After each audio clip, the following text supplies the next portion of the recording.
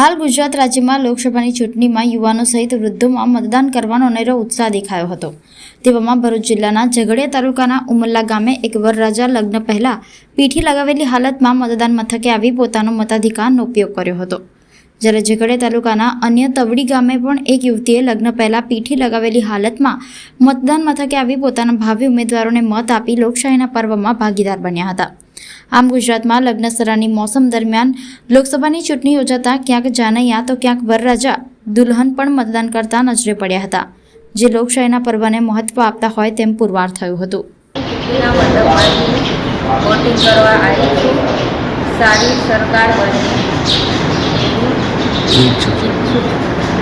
કમલેશભાઈ Ratilal ઉમલ્લાથી voting આપવા આવ્યો છું। સરકાર સારી હોવી જોઈએ। બીજું એ હું લગ્ન મંડપ છોડીને વોટિંગ કરવા આવ્યો છું। એ બધાને વિનંતી કરું છું કે બધા વોટિંગ કરવા આવે।